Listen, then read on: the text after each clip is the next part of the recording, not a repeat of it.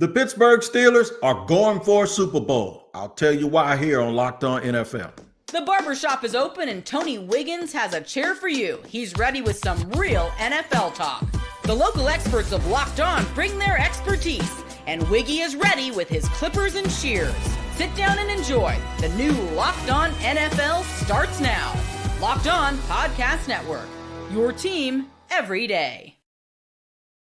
It is your team every day. We thank you for making us your first listen here on Locked On NFL. I am Tony Wiggins, the host of the Locked On NFL podcast, where we sit in the barbershop here in the afternoon and give you the biggest stories of the day in the National Football League. And we got a big one today.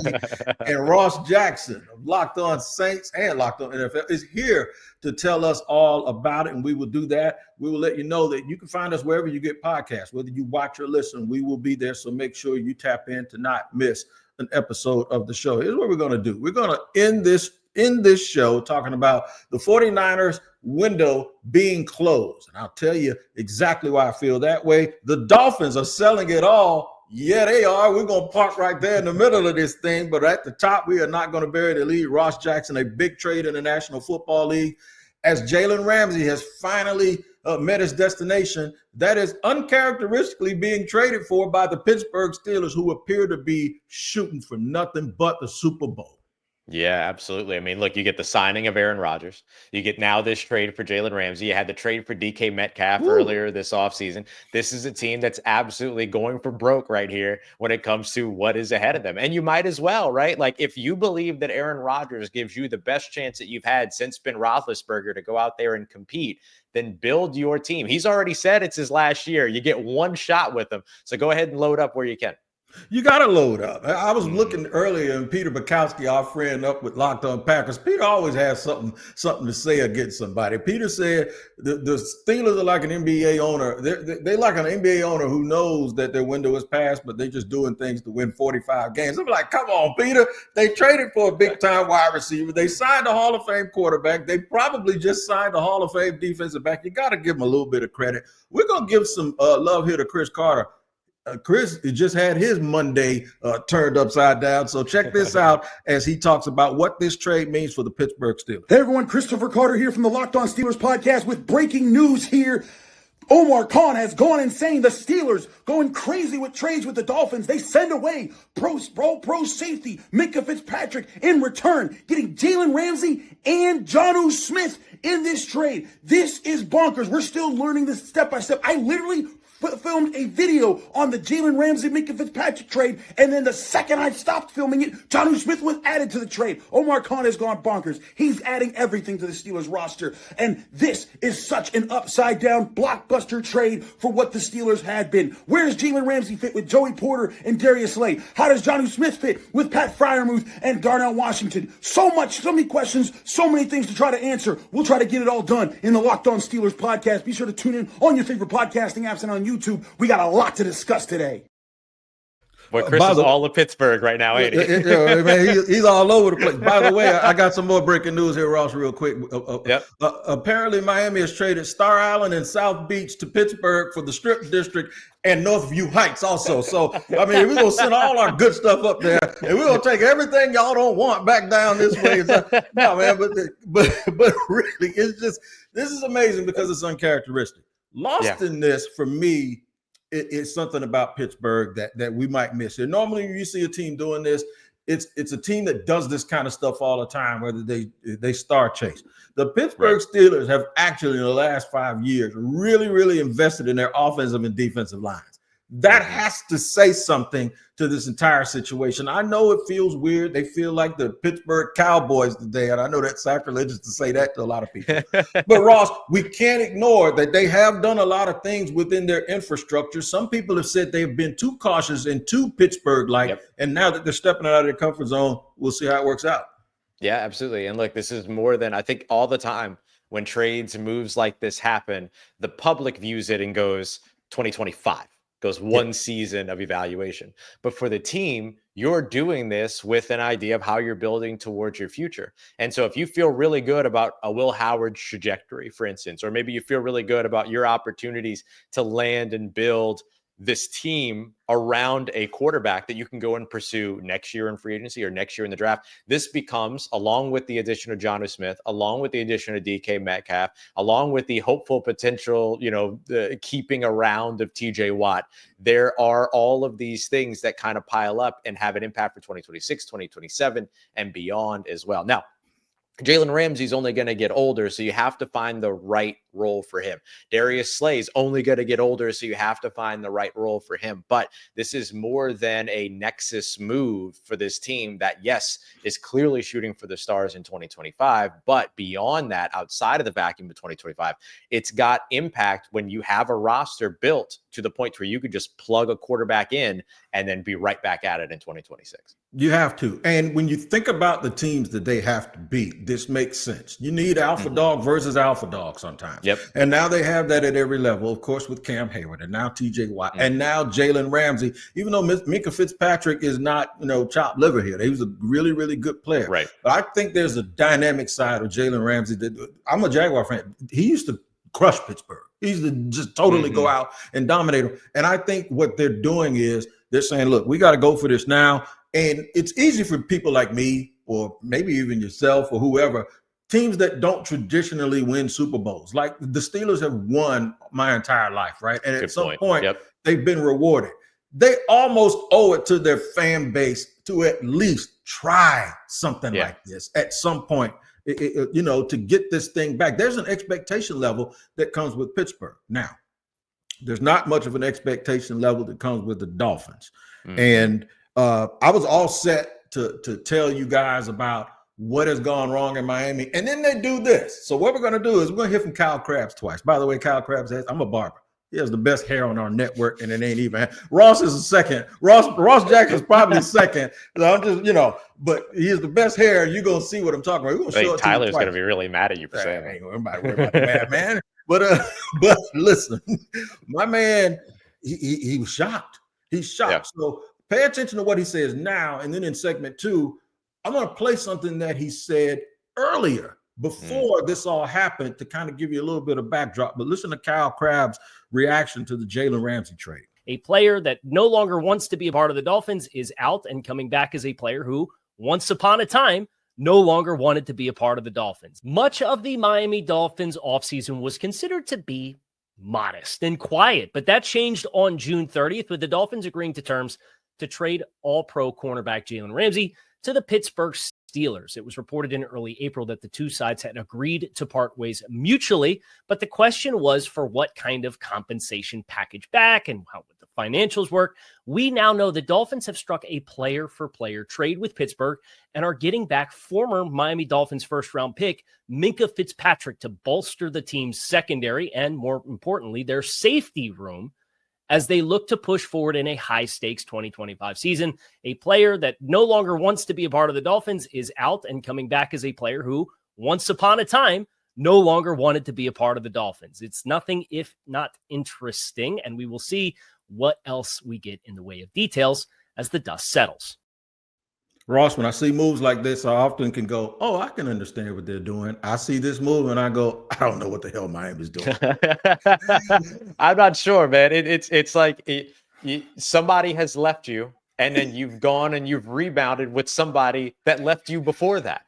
And it's not a good way to backslide. It's not a good way to build a roster. It's not a good way to build a relationship. Like, I don't know. Maybe is Minka Fitzpatrick now pro Miami all of a sudden? That might be the case. He's going to have to be. He doesn't have a choice at this point.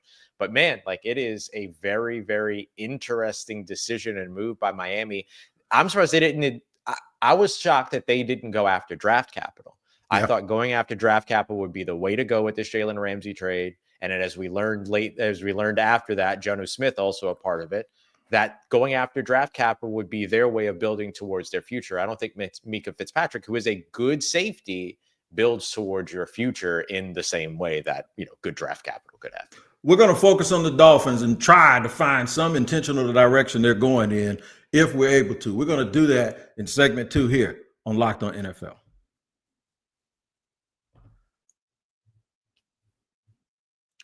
Today's show is sponsored and brought to you by Monarch Money. Ever wish managing your money felt easier? With Monarch Money, it can, whether you're growing your savings or planning big purchases. Monarch Money puts you in the driver's seat. It's like having your own personal CFO, giving you full visibility and control over your finances. Monarch Money is more than just a budgeting app. It's a complete financial command center. You can track all your accounts, investments, and spending in one place. So in addition to managing your money, you're also building wealth. My biggest issue is multitasking these days, man. And I tell you, Monarch Money makes that very, very easy because you have all of your apps in one place and you can control your money that way. So you need to just take control of your finances with Monarch Money. Use the code LOCKEDONNFL at monarchmoney.com for 50% off your first order. That's monarchmoney.com, code LOCKEDONNFL for half off your first year.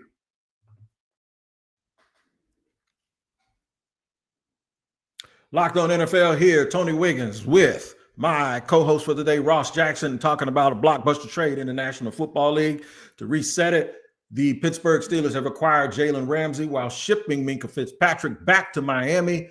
Jonnu Smith was also a part of the deal, and Ross hinted at it. It's like, Minkah, I didn't want you, but now it reminds you of Harlem Nights when that dude said, I ain't coming back no more. But now this is the phone call you didn't get in Harlem Nights too. Hey, baby, I need to come back. This ain't work out too well, right? So it's just really, really weird.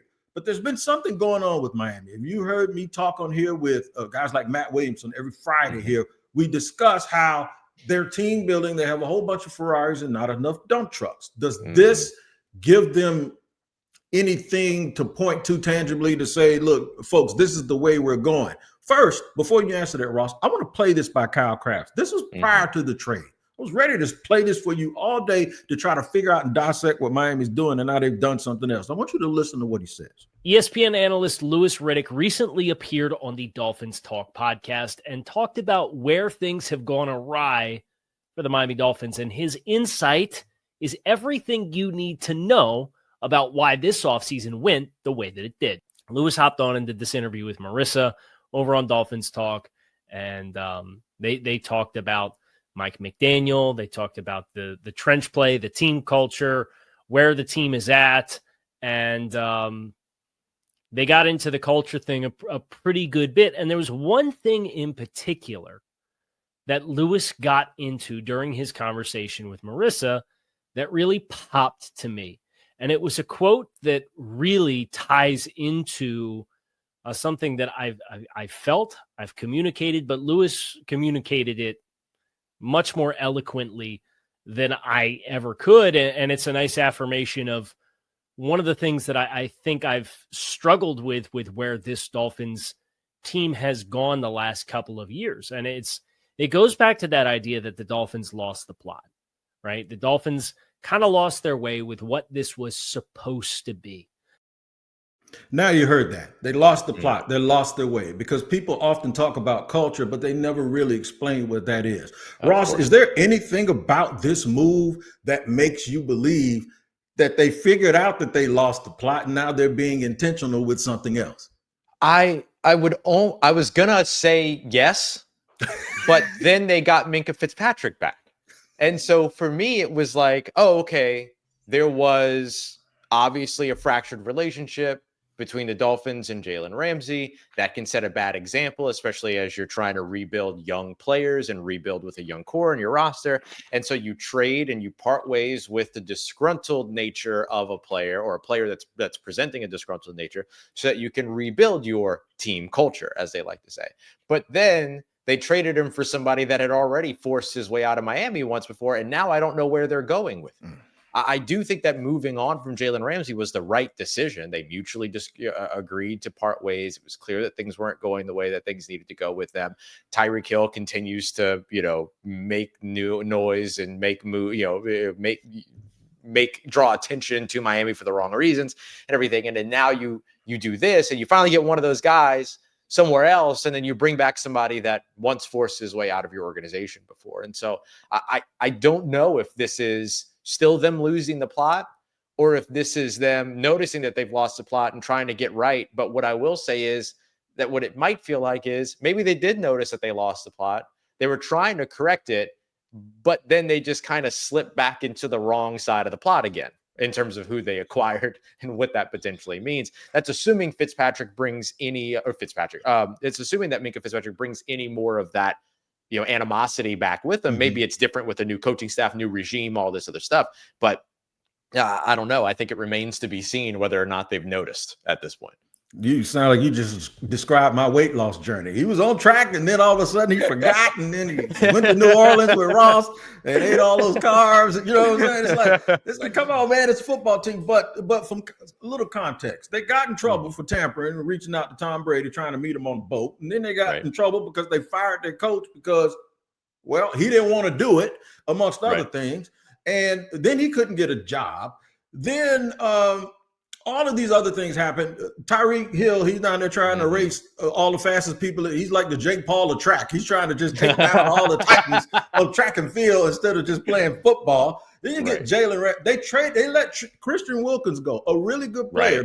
Didn't get anything back in return, but they keep Bradley Chubb, and then they kept Jalen Phillips, the guys that are hurt. They need to go somewhere cold. Chris Greer and the owner, they need that heat down there must be banging on their head or something, man, because I don't understand this at all, except that you're getting rid of a player that no longer wants to be there. But you ain't gonna believe it when I tell you the dude you're getting back, he didn't want to be there either. Right. It's wild. It's wild. To me, Ross, I don't know where this is headed, but I was all prepared to do a show today talking about teams that I didn't believe in and what they had to do to make me believe. Well, the Dolphins were one of them. They didn't change anything. In fact, they made it worse. Yeah. Here's what we're going to do on Locked On NFL. We're going to talk about a couple of teams in just a second that probably do have a better chance to turn around. And one of them is the 49ers. You won't believe that some people think that their GM would have been fired. Well, if he wasn't the GM and actually did enough good things to keep them from firing him. We'll talk about John Lynch, the 49ers, and whether or not their window is closed, which I think it is, in just a second here on Locked On NFL.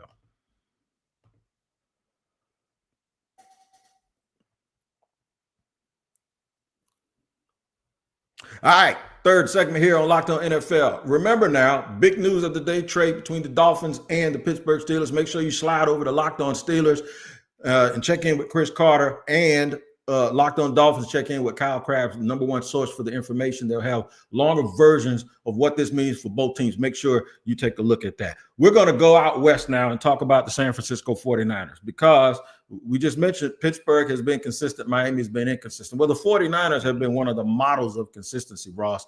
But there's something to be desired about what we think they're doing this year, too. I believe their window's closed a little bit. What about you? Oh, yeah, I think their window's closed. I thought their window was closed going into last year, and now the window is locked going into this year. Like, it is, they've moved on from key pieces. They gave Brock Purdy all the money. They did all the things that they didn't need to do this offseason, and they have had a lot of trouble staying healthy, and they haven't made any strides towards that. And if I'm being completely honest with you, I think the Kyle Shanahan magic is kind of worn off. It's not saving the roster anymore. And so, I think I think the 49ers might be a little cooked.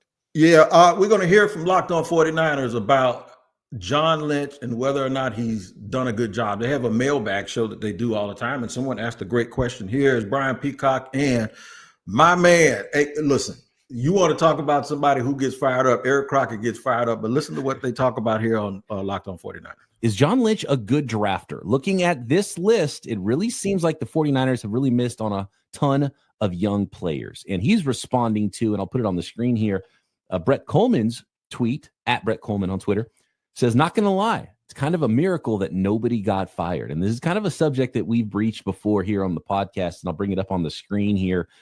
This is the tweet that was referenced by Brett Coleman, and he put it up there, which is basically just the list of players the 49ers have drafted between the 2020 and 2023 drafts. If the 49ers are lucky that they didn't get fired through all of this, and really the big one, Croc, is 2021, right? With the Trey Lance move. And what you can't see on this list is they spent multiple other first-round draft picks to make that selection. And the easy, short answer to all of this is Brock Purdy saved their jobs, right? But at the same time, they drafted Brock Purdy too. So you got to give them some credit. So it's like, you take away credit in one avenue, you got to give credit in another avenue, and it's vice versa. And what's amazing is when you ask about the 49ers, do they draft well? The answer is yes. And if the question is, do the 49ers draft poorly? The answer is yes. It is the weirdest roster I've ever seen in my life, Croc.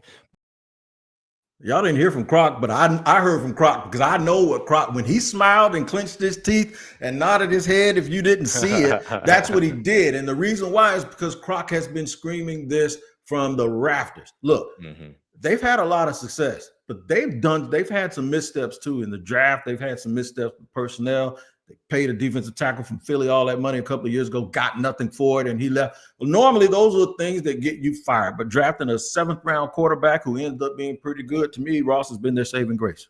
Yeah, that's been the whole thing. And just to be fair to our audio audience who didn't get a chance to see the list, let me give you a little bit of additional context here.